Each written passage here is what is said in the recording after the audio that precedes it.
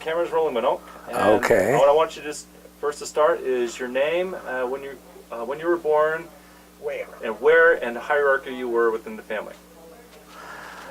Leopold Nicknair, born in October 3rd, 1932, and I was the eighth in the hierarchy? No. Oh, okay. I was the 10th of the children born of Cecile and Fred Nicknair, and I was born in Eagle Lake in the October 3rd. Okay. Were you born in the house, or were you born in I'm born in the house. House birth. What were your earliest memories of your mom and your dad? My earliest memories are, I remember when Mom was pregnant for Jean Louis, and now she kept explaining to us that we were going to have a new baby in the family. And I remember at that time that Jeanne and I were still home. I was 4 and she was 2, and Jean Louis was about to be born in December. And Jeanne and I wanted to help, and we had gone to the woodshed, and I had seen my dad cut some kindling wood for the stove, which was cedar, very soft wood. And I figured, well, if he could do it, I was going to do it with Jeanne. And so I had Jeanne hold the wood on the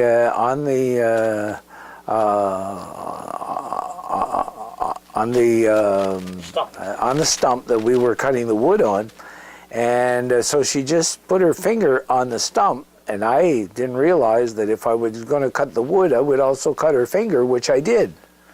And so I immediately, when it started bleeding, and she took her finger and she was kind of pulling it. There was one nerve holding the finger, and I went inside and I just knelt in a corner where usually I would be punished, and Mom said, "What did you do?" And I said, "Nothing." And she said, "Where's your little sister?" I said, "Outside."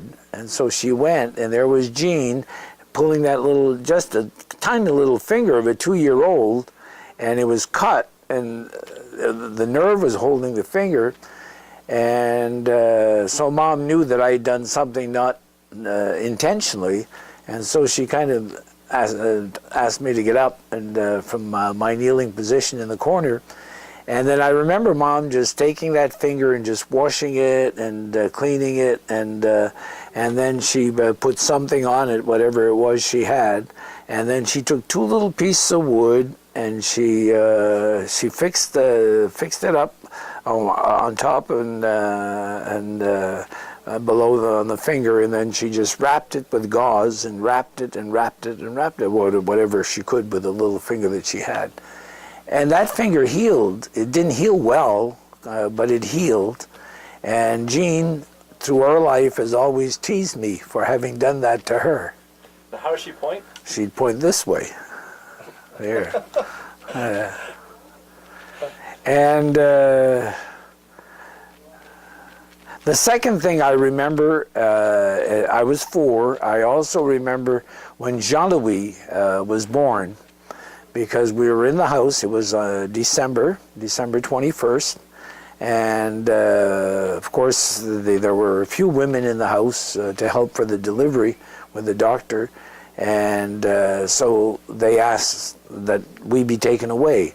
So Bernice put Jeanne in a sled, and I walked down all dressed up for cold weather, and we went down to the lake where the older boys had shoveled a skating rink.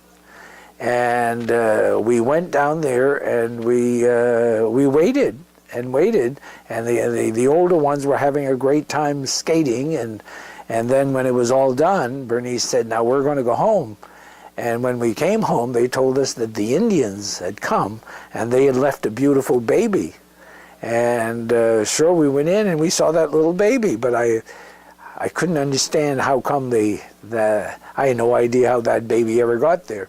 But I remember that very, very well. And those are the two things I remember at 4 years old. And it's vague some, but I do remember the incident of it. That's pretty neat. Tell me about your experiences with Manok Benna. Benna and I, when we were little children, well, when he was, remember that he was 6 years older than I was, so when you're little, that makes a big, big difference. And I was always intrigued by the fact that Benna always liked to build something. And he would build some nice things for us. I remember Dad had given us some sleds, which he had made himself. He had made us sleds for Christmas. And we used them as sleds that winter. And the next winter, Benna had taken those two sleds and he had made us what we called a double runner.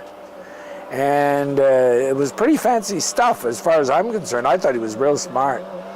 And he had put those two sleds and he had built it up, and from one sled to the other he had put a long, some boards.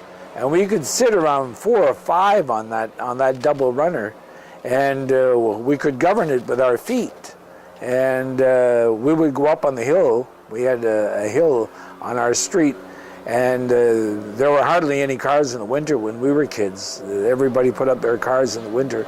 So we could use the road for sledding.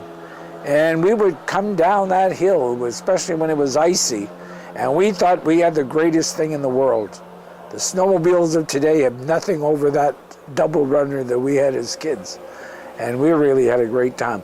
And I also remember that he had built in front of another sled that we had, a plow, and he had built it just like the new plows that were coming out for the road on that day. And they were made he made it all out of little pieces of wood. And it looked just like the plows that you had on the main highway, but a miniature of it. And he put that in front of that sled. Well, you know, to push that and to remove the snow was real hard. But anyway, it looked great. And I thought, isn't he smart? Isn't he smart? Because he really had the smarts of thinking of something and putting it together. He enjoyed that. But he didn't want to have anyone around him when he did it, because he didn't want any tool to be mislaid or any piece of wood to be taken. So he'd say, "You go away." Tell me, now he also invented something else that kids like to do, like a Ferris wheel. Could you talk about that? Right. When he got a little older, he must have been in his early teens. Well, probably late teens. And he said, "We're going to make a Ferris wheel here." So we had gone in the woods, and we had gotten 4 big four logs. They were probably 5 inches in diameter, but they were quite long. I'm sure they must have been 15 feet. And he had it all in his mind how he was going to build that. And he put two of these logs down in the ground, about 4 or 5 feet in the ground, and loaded the hole up with rocks. And then he had put holes at the top of the 2 that were in the ground, and he had put a pipe in there.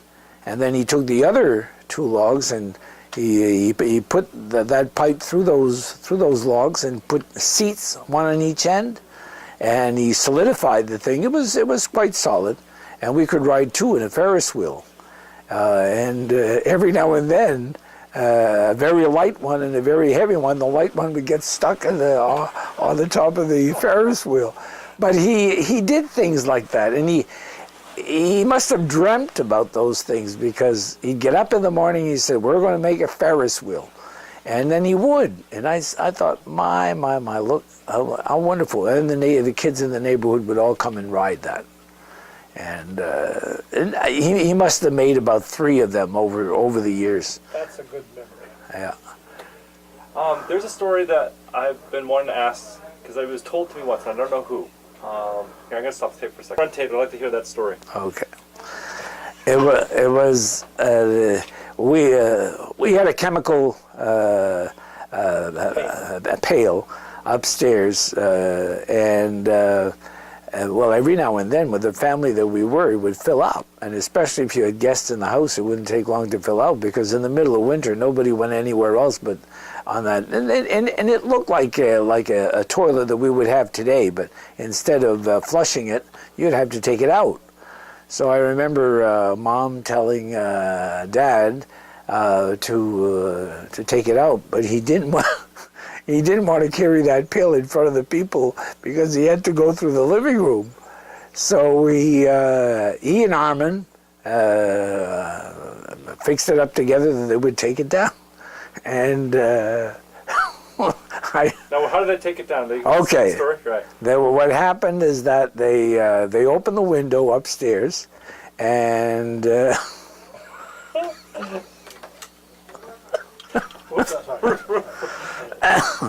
Dad handed the chemical pail to Armand, and as Armand was going down the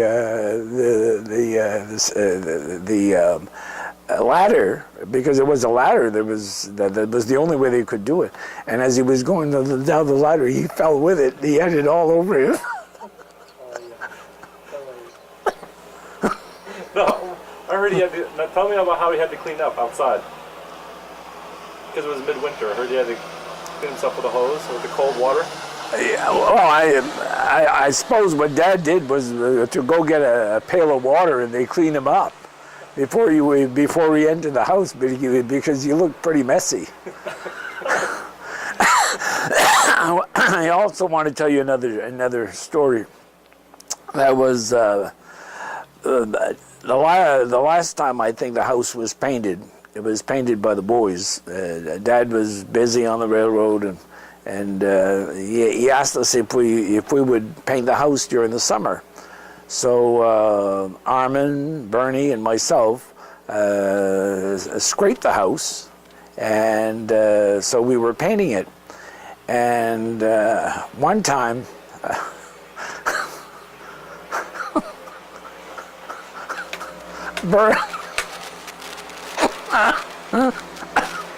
Bernie and Armand were on the ladder painting on each end of and one of the supports at one end at Armand's end gave way, and he fell to the ground with a bucket of paint right over him.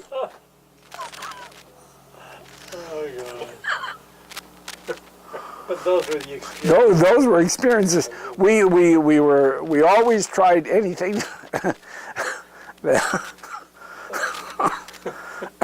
anything they asked us to do, but sometimes it turned out well. Well, we ended up painting the house, and it looked great. But in the process, one of us could have been hurt pretty badly. But anyway, it ended up all right with just a lot of paint over Armand. That's better than the first lot. Okay, I need to pause. Okay, great. And we're recording. I was Lino, Bernard, and Armand had gone out on the railroad to get I don't know if it was wood or they had gone anyway, and they wouldn't bring me because I was too small. And of course I always didn't like that, because I felt I was as big as they were, and I should have gone. But all of a sudden, probably a couple hours later, they came back home, and Armand's face was all full of blood, and we wondered what had happened. So what had happened is that they had gone over a trestle, which was very, very high on the railroad, and they wanted to go across it.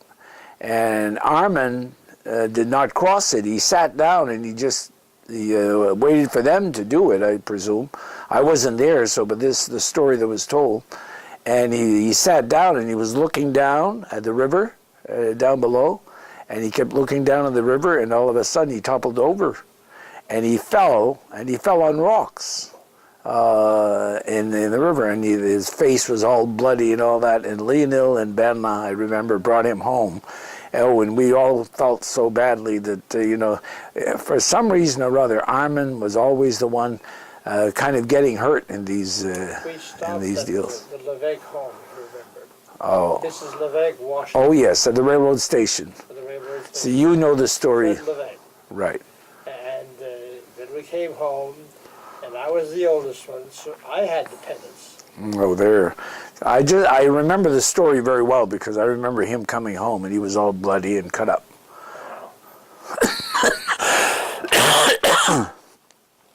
And you have the episode on the lake. Yeah. Did you tell him that? No. No. When You were there then. we were four of us in the boat, and we had gone to pick some raspberries, and it was across the lake, and the lake was nice and calm when we went in the morning, and we picked up all our pails of raspberries on the farm, and on our way home, the lake just became wild, real wild. And when we were probably about 300 feet from the shore, and all of a sudden we capsized. And I didn't know how to swim, but the three others knew how to swim, and so they jumped out and they kind of took the boat by the gunnels. And we're going to swim it across and I was there in the boat, and the canoe, it was a canoe, a big, long canoe. It was a 20-foot canoe, I can remember. And we, going across, I hollered at them, I say your act of contrition, because we might not make this. And I was just a little fellow.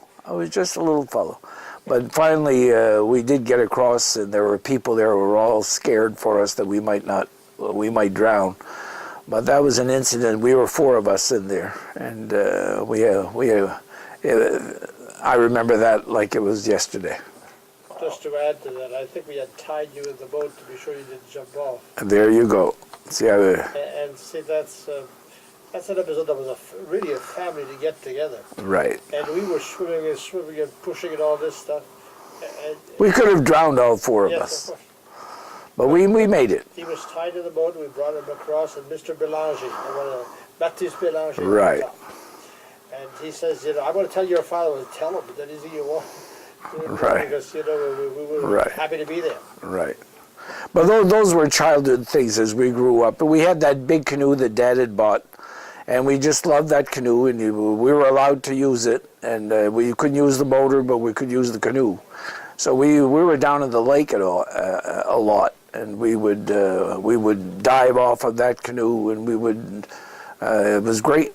And in its final stages, and that was a few years later, we went and we were diving off of it, and we broke the canoe right in half, right down the middle, and that was the end of that canoe. Now, I remember hearing a story, something about a ram. You guys had a pet goat or a ram that had horns? Yeah, that was Jean Louis' pet. For several years, there was a sheep farm in town owned by the Simards, and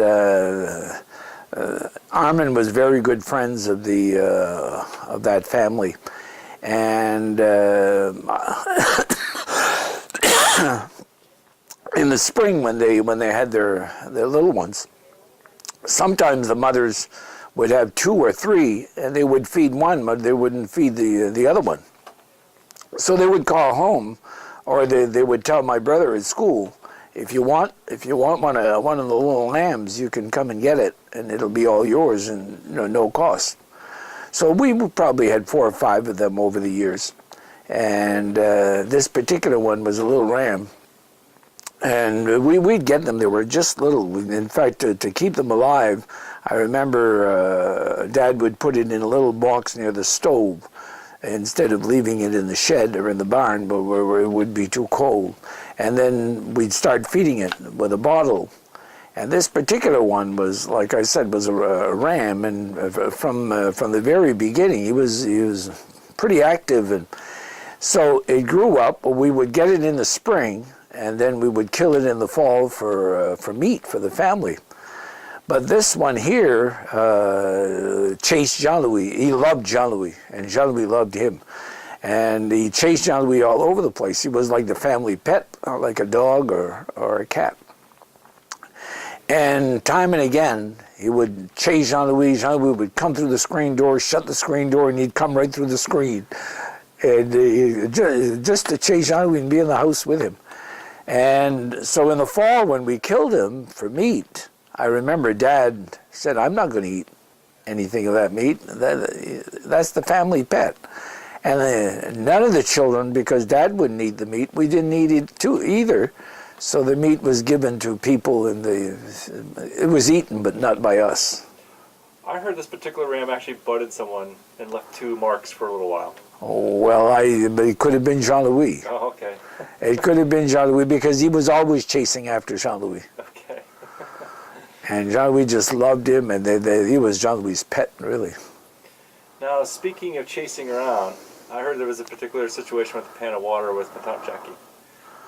Oh yeah, we must have been teenagers, and I think I've always had the tendency of teasing, and sometimes teasing people a little too much. But I used to tease Jackie and Jean and a lot, and I was in between the both of them. So I'd gone in the house. She was washing dishes, and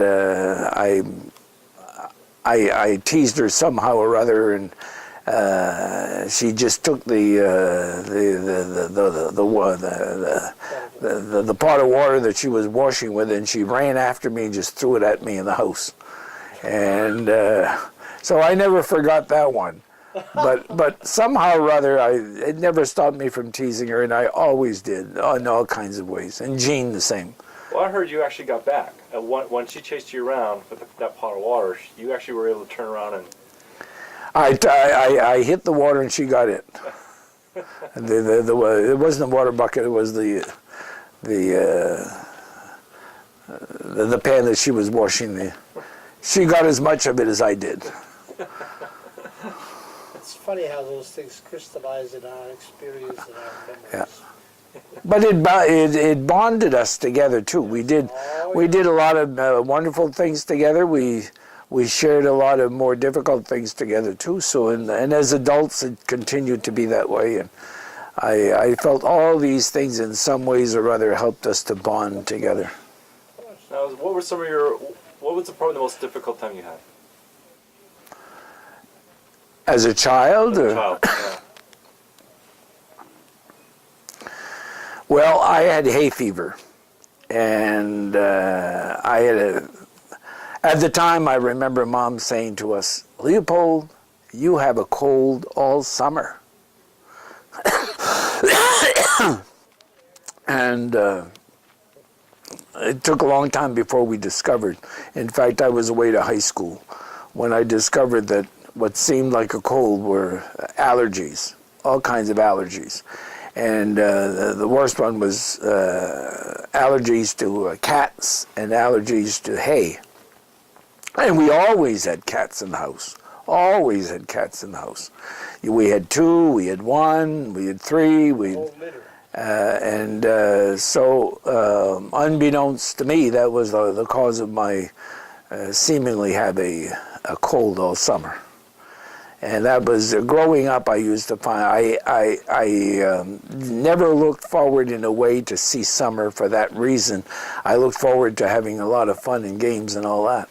But I knew that it would be a summer when I didn't feel quite up to it health-wise. And it was only in high school, at the end of my high school and college later, that I got shots for allergies. Even Dr. Kirk never really did anything for that. So tell me your experiences when you were an altar boy. I started serving Mass when I was 7. And I remember, I just loved the priest. Father Thibault was just our idol. And I'm sure probably if we've got 3 priests in the family, a lot of it has to do with him. But I was serving my first Mass by myself, a daily Mass at the chapel of the Franciscan Sisters. And I went up to get the book, and I was I was short. And I got on the tip of my toes, and I took the book from the altar, and when I turned around, I fell face flat, and the book went flying and broke. And Father Thibault just turned around, and he picked me up, and he said, "You'll be all right." And he was very reassuring, because I continued to serve the Mass, but I felt so embarrassed, having done that in the first time I was going to serve. I was so happy to do that. And but Father Thibault kind of always teased me about that. Now, what got you into the priesthood? What caused you to have that decision? In the as a child with Father Thibault, like I say, we have heroes in our life. Excuse me. Did you want a glass of water? Oh, rolling. One of the things that I enjoyed was serving Mass, and like I say, we started at 7. But for years, the Mass at the convent was served by one of the boys at our house. Started with Lionel, Bernard, Armand, me, and then Jean Louis. And we would go every morning. Mass was at 6:15 because the sisters, a few of the sisters were teaching school, and they had to get ready after Mass for breakfast and their own prayers and get to the school. So Mass was at 6:15. So we'd get up at a quarter of 6, dress up and get out there. It was a mile away. And but we never went alone. There was always somebody. Either I went with Jackie, or I went with Jean, and it was always a nice thing to do together. And then we'd come back home, and we'd have breakfast and go to school. But somehow or other, gave me a great love for the Mass, and the Mass was a very integral part of my life. Not only Sunday Mass, but weekday Mass. And I think that had a lot to do with, I'd see Father Thibault say Mass every day, and he said beautiful Masses. And so it gave me a love for that, and I'm sure that had a lot to do with my vocation. But then it finally kind of, snapped in as a call for me when I was in high school, when I was in my second year of college. I remember I was in Biddeford at St. Francis. I had done 4 years of high school, and they also had 2 years of college at the time. And I was in my second year of college, and I visited an old Franciscan priest by the name of Father Goudreau, and he was teaching, and he was a very spiritual man. And I went to see him one day. I said, "I'd like to talk with you," and he said, "Sure, you come and see me." So I went. And I said, I get up in the morning, and I said, one morning I want to be a priest, and the other morning I want to go to medical school, and I'm not really decided what I'm going to end up doing. And I said, I'm in my second year of college, and I'm thinking seriously, I've got to make a decision here. So he said, well, are you attracted as much by one as the other? I said, really, I am. And what had happened that year, I had worked at the hospital with Dr. Kirk, and he kept after me, and he was an older doctor, and he said, I have 2 sons, and I send them to medical school, and they wouldn't stay, and I'm looking for someone to take my place when I retire, and I'm going to retire soon.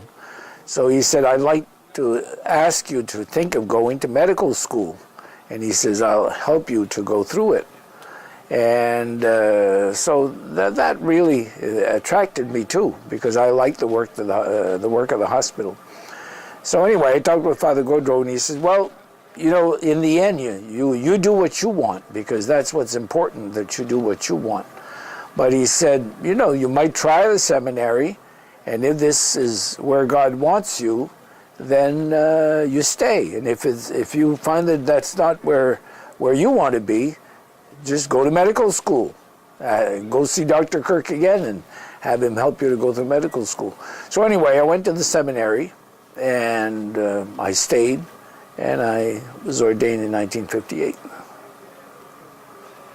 So where are you now? Where are you working at right now? Right now, I retired a year ago at 70, and then I'd been retired about 2 weeks when the bishop asked me if I would help. I had told him that I would help anywhere that he needed help, but I wouldn't be in charge of parishes. And so he asked me to go to Greenville, that's up in the Moosehead area. I was there for 3 weeks, and then when I got home, I was home for 2 weeks, and he called me and he said, we have a very sick priest in Madawaska. We need a priest over there. Would you consider taking, going over there for a few weeks and see how he goes? I went there and I stayed there 3 months. And in Madawaska, St. Thomas Aquinas. And then I left there, and I had just been home about 3 weeks, not quite 3 weeks. And he called up and he said, would you go to St. David and St. Gerard? He said, Father Willette has a bad heart, and the doctor told him that he's got to stop. And so you go. He said, I have no idea how long you're going to be there. And I went there for 8 months.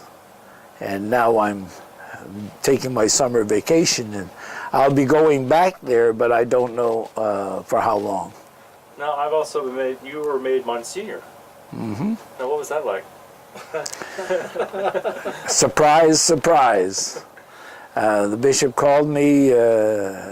I was in Lewiston. I was in Auburn with Bernard, visiting with Bernard, and he called me and he asked me if I would, and I said, "Can I say no to this?" Well, he says, "You can't say no. It's done already." He says, so I told him, "Okay." And then we had the ceremony at the cathedral, and a lot of the family was there. And there were several others who got the same title as that. And it's an honorary title. It really doesn't add anything else to our priesthood or add or subtract from it. And it's an honorary thing. But that's already an applause for what he had done. I mean, this is an appreciation for what the man has done for years and years, and now he's doing the same thing. Which is... It's pretty exciting. Yes, it is. We were all excited about it. Yes. So am I. I have a Monseigneur in the family.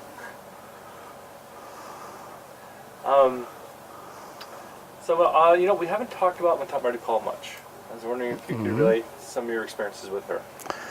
What happened with Mary Paul is that as when we turned 13 and 14 in our family, we went away to school, so we got to know ourselves well, each other as little children. But then in our teens, the older ones were away all the school year, and they'd come home in the summer.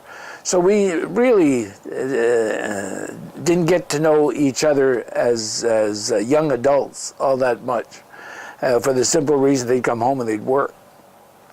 Like Mary Paul worked at Tucker's, and Alina worked at Tucker's, and what was Tucker's? Tucker's was a grocery store. Yeah, it was a department store, a small department store in town. And so what happened with Mary Paul is that she went away to Europe for several years, for 4 years anyway. She was gone when she joined the Dominican Sisters. When she came back home, she was always downstate, and we would meet, we would see her. She could never come home on vacation. She was a semi-cloistered religious, and so she never came home. So most of us knew Mary Paul as a little child, but didn't know her as a young adult or later in her early adulthood.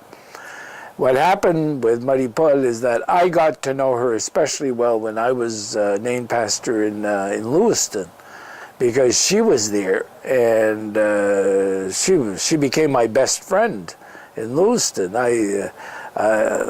We arranged to take some days together, and we would meet often. We would eat together. I would go eat in the convent, or I would have her at the rectory, and so we bonded. We really bonded. And for the 7 years that I was in Lewiston, I must say that I became very close to Mary Paul. And she was sickly, and at the time she had several episodes that I thought she was going to die, but she lived through it, and she died later when I left Lewiston, came up to Caribou. Well, then we knew that she did not have long to live because she was a very sick person.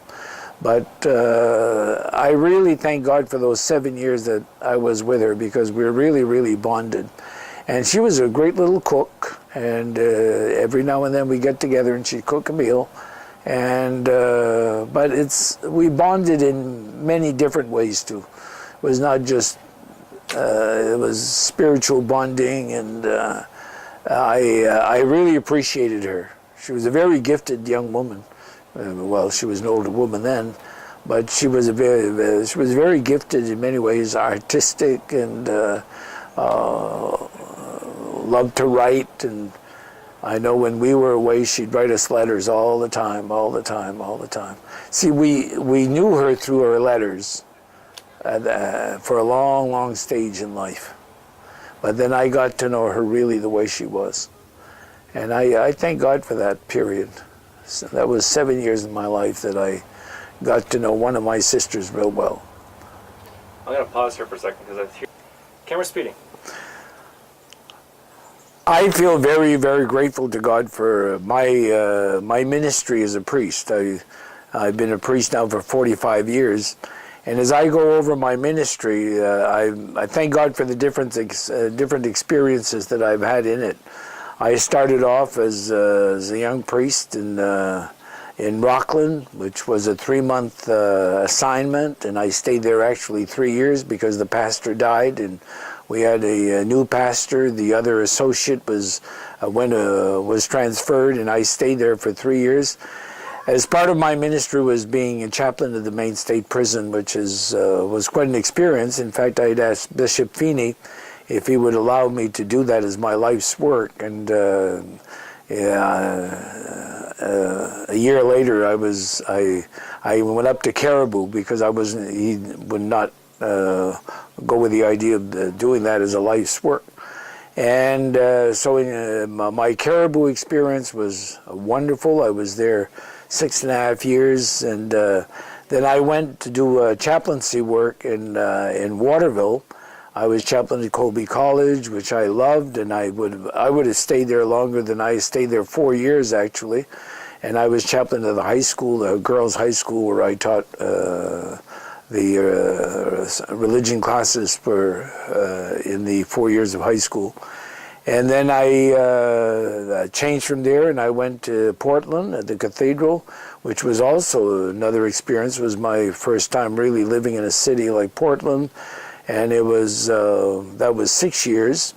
And then from Portland, I went to Fort Kent, which was really, I was in the best of my physical years, and I really enjoyed my ministry over there. Then from there I went to Lewiston, and that was also a different experience, but I thank God for the experience that it was. And then from Lewiston I came back to Caribou as pastor, where I was for 9 years. So I was in full active ministry for 44 years, which it was in many ways all different experiences. But I felt that in every of these experiences I grew a lot. I had people who were wonderful examples. The lay people, they only knew that we get as much. We get more from them by watching them live their Christian life than they probably get from us from our preaching. But that's where we're really together, working with one another, helping one another, and growing together.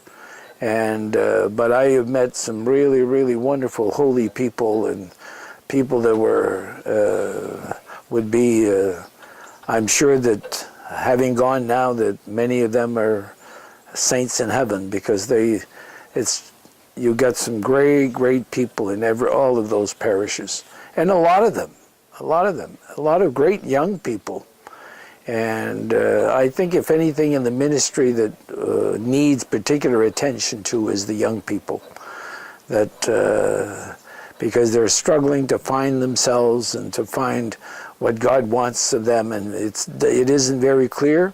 I can relate to that when I was a younger person, that I would have liked God to make things clearer for me, what He wanted, but He works through the people in our lives and points to where He wants us and what He wants of us. And but I thank God for every experience I've had. Great. We're practically at the end of the tape. There you go. Well, that was fantastic. Okay. Thank you. Wonderful. You're a pretty nice priest.